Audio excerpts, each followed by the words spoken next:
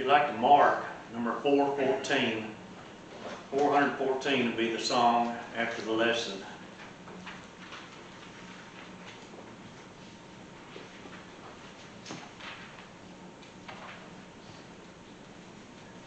Once you have that, please turn to 431, Break Thou the Bread of Life, 431. Again, if you're able and willing, let's please stand for this song.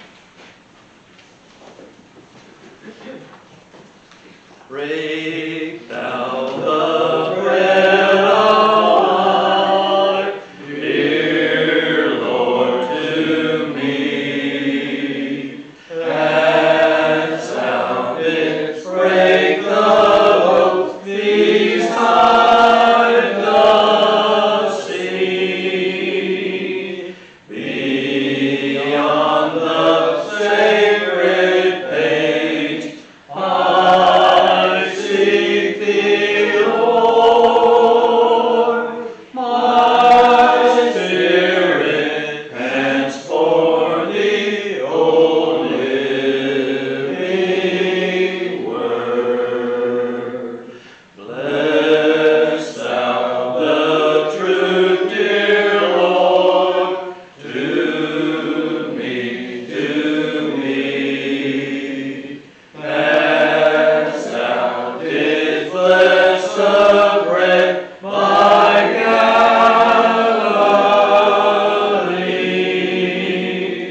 Then shall all bondage cease, all fetters fall, and I shall find my peace, my all in all. Be seated, please.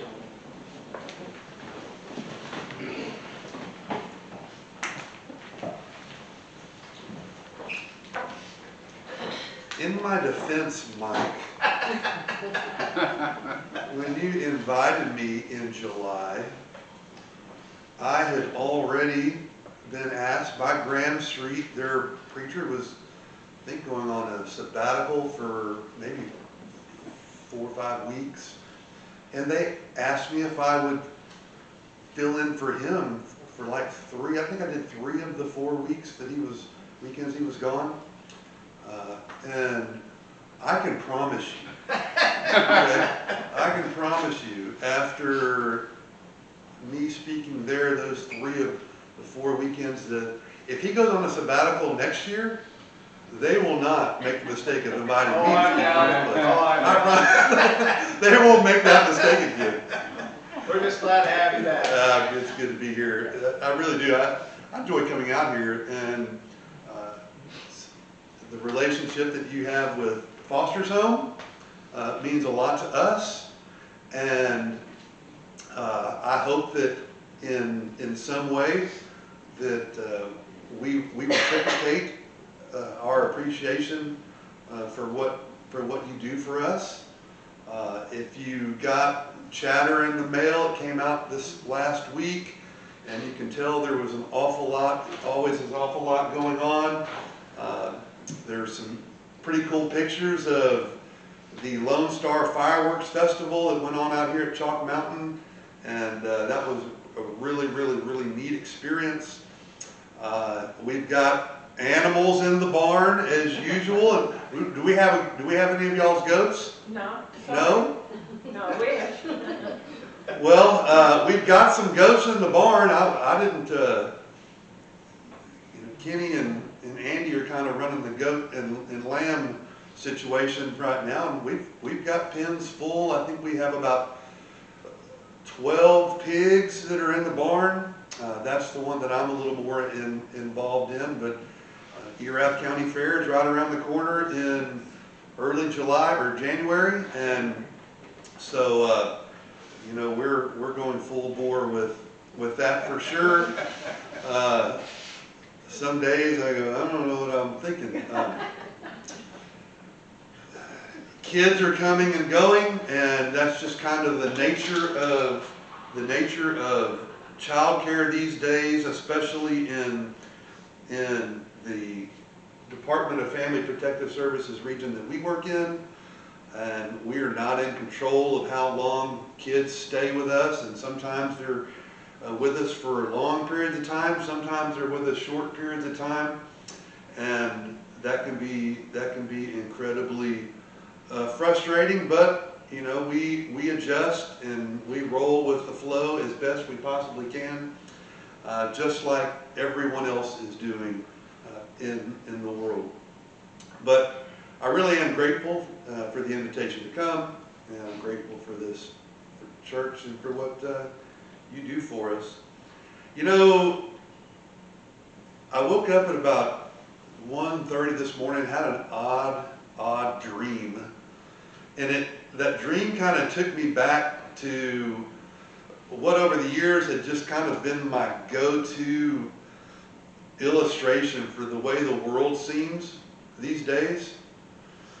Anybody ever read Don Quixote? All right, so you know the story of Don Quixote, and here you have a man who is in love with Dulcinea, and she has got to be, you know, the way that she is portrayed by the author, she has to be just as beautiful as can be, because Don Quixote is enamored to the point of delusions. And you know, one day he's riding in the field with his friend Sancho Panza, right? And so delusioned with his love for Dulcinea, he thinks of ways that he could impress her to win her love. And while they're in the field one day, he decides that he is going to joust with a giant. He sees these giants out in the field, and he's going to joust with the giants in order to impress Dulcinea, right? But for those of you who know the story, you know that there aren't giants out in the field, are there? What were there? Windmills. Okay? Windmills. And Sancho Panza tries to talk some kind of reason into Don Quixote, doesn't he? And he was just like, come on, those aren't giants, they're windmills. But for some reason, Don Quixote, he believes wholeheartedly that those are giants. And even against the wisdom of his sidekick, he decides to go tilt full bore with one. And, you know, Cervantes paints it like he falls off of his horse, gets up, and Sancho Panza is like, you know, you would have never done this except for the fact that you had, he says, windmills in your brains. Like, there was nothing that could be done to convince him that he was not living in reality. And that's kind of the way it feels in the world that we're living in today. That we're caught up in a world that is upside down, and that we're living in the land of delusion. I was reading an article just yesterday about, you know, the notions, the sayings that people have today about, you know, my truth. Does it jive with my truth and maybe living in my truth? What is that? That's an odd way of stating a person's convictions about what they think are right. And it's interesting that it's been framed these days in like, my truth is this, and that's creating bases upon which people see themselves, you know, sexually, and You know, all the talk about gender and all that stuff is all based off of what people are saying about their truth. And it's hard to not see those types of things and go, and it just feels like we're living in Don Quixote. And it most certainly feels that way at Foster's home at times. And you go, well, why is that? Well, it's because we're dealing with kids and we're dealing with a problem, and the target is constantly moving. It's constantly moving. Now, what do I mean by that? Like the church, places like Foster's Home can provide incredible opportunities for kids, services. You know, we talk about them in terms of the services that we provide kids. But a lot of what we're doing, and I think sometimes a lot of what the church finds itself doing, is like putting a Band-Aid on a wound that is just gushing blood. And Band-Aids on, you know, a jugular wound isn't going to work. I talked to my wife about the work that she does at school, and I know that she feels like at times that, you know, we're just kind of like putting Band-Aids on things.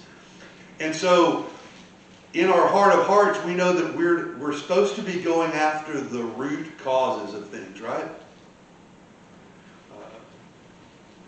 I'm not going to get political here, but you know, for the border has been a real issue, and we chuckle a little bit when we hear people talk about, well, we got to get to the root causes of the border issues, right?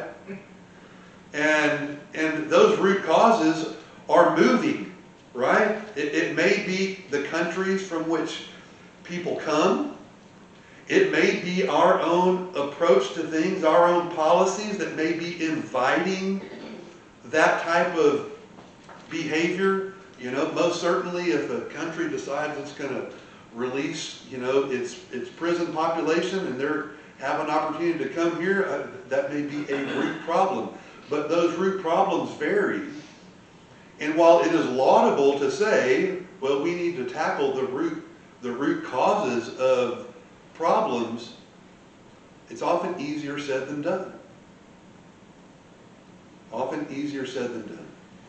And that forces us out of a comfort zone. It forces us to actually do certain things that are pretty challenging. One of the things that we have sought to do at Foster's Home is to say, okay, and you've heard me say it, that the foster care crisis in Texas is actually not the problem. It's really a symptom. It's a symptom of a number of different problems in the world. When you look at all the reasons that kids come to Foster's Home, incredible abuse and neglect. And you go, well, what are the things that are producing abuse and neglect? Well, there is a laundry list of things that create abuse and neglect. Most certainly, the welfare system has created it because there is an incentive to have massive numbers of kids that people can't afford to take care of. Lord knows, unexpected, unplanned, unwed pregnancies tend to be another type of situation that produces huge upticks in our population.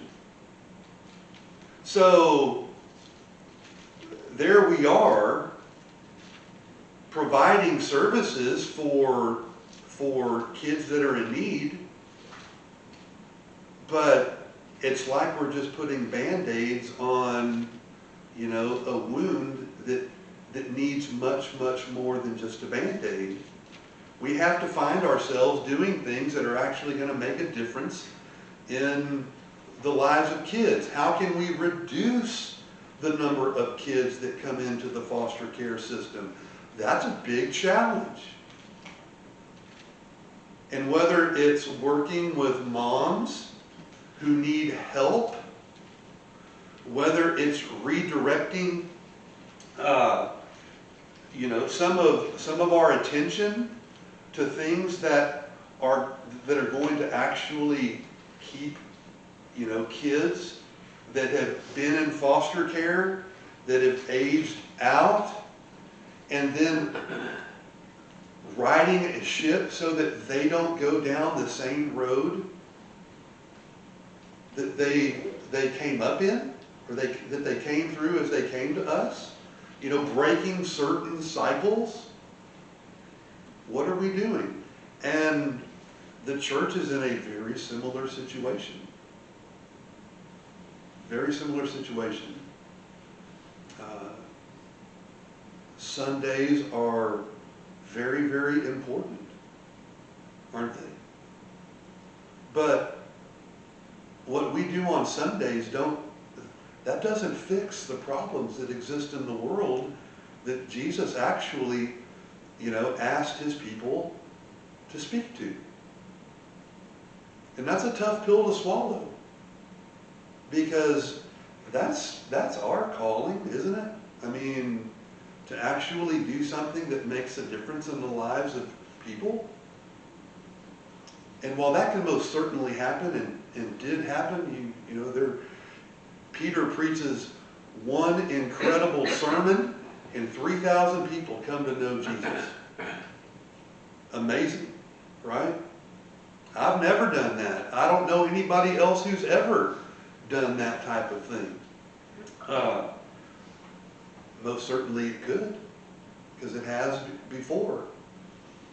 But even people like Peter and the apostles didn't just bank on sermons. It took people being willing to get their hands dirty in some difficult stuff. And whether you work at foster's home, or whether you're in the school system, or whatever your profession may be, none of us live in bubbles. None of us live in isolation. We all are coming into contact with people who are in desperate need, right? So, I think that is why Jesus in the Sermon on the Mount addressed the things that he did the way that he did. Jesus was the originator of this, at least from our perspective on the Christian side of things. He was the originator of, let's get to the heart of problems. Let's get to the root cause of problems.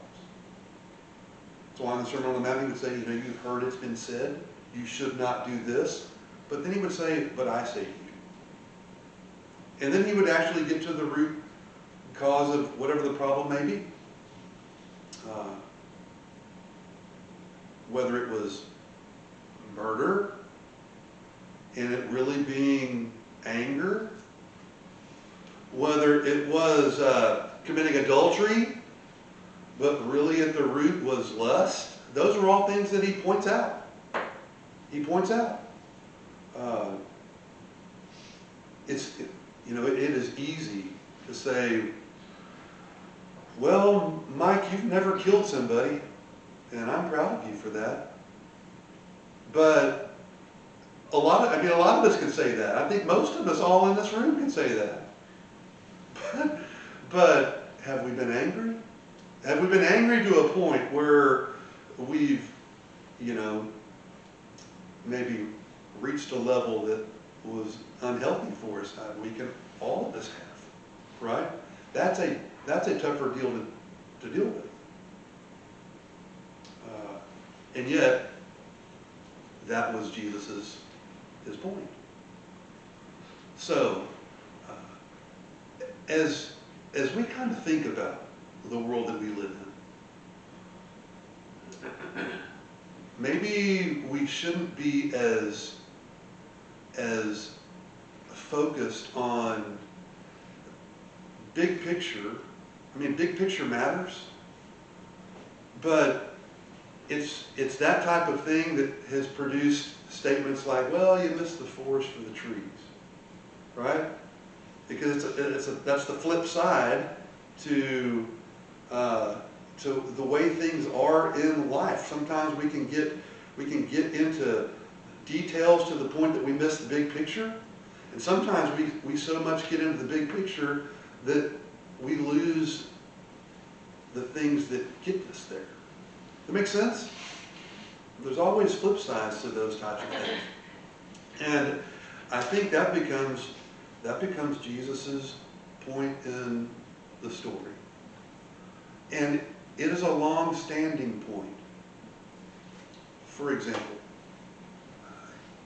the book of Job. Here's a man that God had immense confidence in, was willing to let the tempter take away just about everything that he had.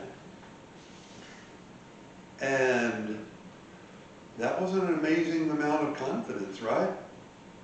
And Job does lose just about everything that he had. It looks like his wife left him. He loses his kids. I mean, he lost his cattle. He lost his well-being. He lost his wealth. I mean, and Job had friends. And those friends didn't really seem like they were being friends. They tried to give him some kind of rationale to what was going on in his life. And God doesn't allow the guilty to go unpunished. And that's true. That's true. But they were wrong about Job. Job hadn't done something that brought that on himself. And Job got frustrated, and Job shook his fist at God a little bit, and God had to say, hey, let's step back for a second. Let's think about this. And God didn't, he wasn't offended by Job, questioning. That's the natural course of life, right? But what God did in listing all the things, where were you when I did this, was pinpoint the root of what Job couldn't understand. And if anything, he kind of flipped a switch to help Job realize that in life, bad things happen to good people. And Jesus carried that on in the Sermon on the Mount when he said, God causes the sun to rise on the just and the unjust. That's the way life is. And there are questions that we might have about life and the things that are important to us, and we might wrestle with them and look for answers. But we have to be willing to get into the weeds. We do. And I think that would be the thought that I would want to leave you with this morning is every one of us has some type of sphere of influence. We have people in our lives that we deal with on a daily basis, and we don't have to necessarily. We don't have to make the whole world come under, the influence of Christ. We just have to kind of worry about our own little world. The people that we can that we have relationships with, the people that we care about. The people that we work with. And when we do that, then I think we'll find that we're living within the reality of the world that we live in. Does that make sense? We won't get caught up in such big things that we lose sight of what really matters. I know that was kind of a roundabout way. I took a long way around to try to make that point, but that was a situation with Don Quixote. What his love and affinity for Dulcinea was very real, but it got so big that all of a sudden he was not in the right frame of mind. And sometimes that's the way it can be for us. And it has helped me in several regards at Foster's Home to think about the specifics. To think about what I can do for a child that is showing pigs.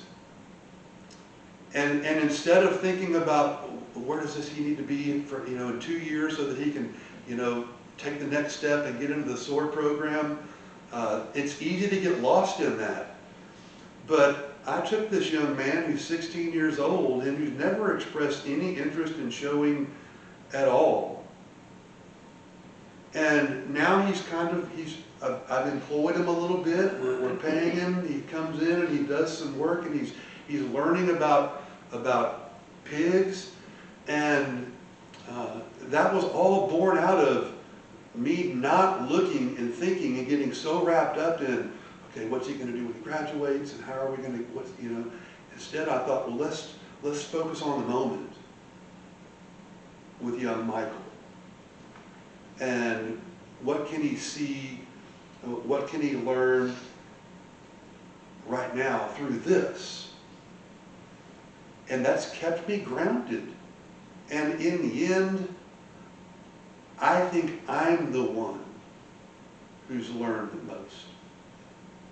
And that's all because I went from here to restricted here in looking at that. So that would be my wish for you, to take something that I have seen and experienced of late, and just concern yourself with those things. And then maybe, just maybe, we won't be so wrapped up and so cynical and so about the craziness that is in the world.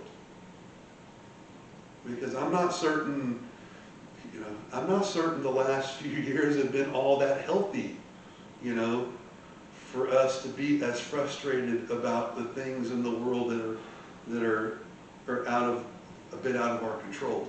Does that make sense?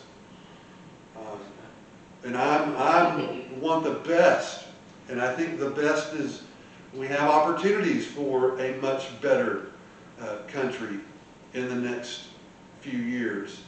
But I also feel like that there's been an awful lot that's been unhealthy for us in light of all that. But that was Jesus' wish, for us to get to the specifics, to get to the root, to not